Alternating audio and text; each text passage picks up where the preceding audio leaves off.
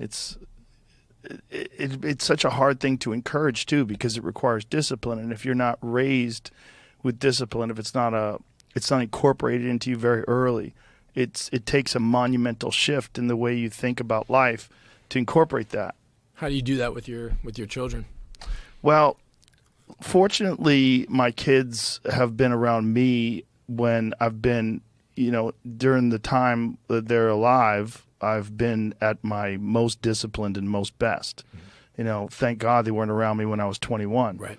And they're seeing the example of someone who works hard and works all the time and has a lot of discipline and also wants to talk to them about things. And I want to talk to them about the value of difficult things and about failure and about like sports. They're involved in sports, which I think are very important to kids. You certainly can develop assholes through sports, but I think there's something about winning and losing and effort and reward for that effort that's a vital part of being a human being. And through that, through sports and through any difficult thing, you develop your human potential.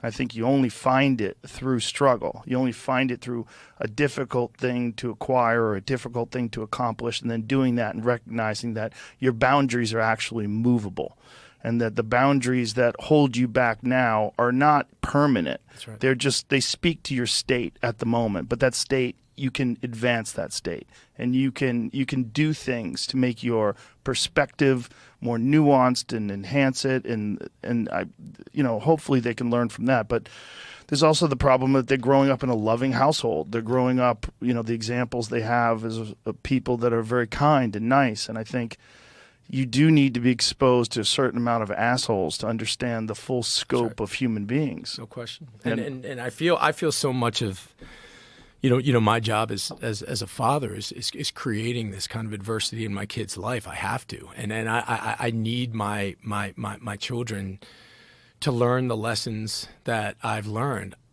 I just really can't have them learn it the way that I learned it, because that it could have gone either way. Yeah. And most of the time, it doesn't go the way you went. That's right. Yeah, it's like if you get 100 kids and you thrust them into horrible environments, very few of them come out to be this person who has forged themselves through the fire of adversity. Most people succumb, unfortunately. I think that's right, and I think most people also don't have. I mean, look, I mean, through all the trouble and all the shit that I got into, I had a loving, supporting family who had my back, and I think that's when I think about the inequality in this country. I mean, one of the main themes and what I'm trying to do with this podcast is just I've seen firsthand how the legal system, how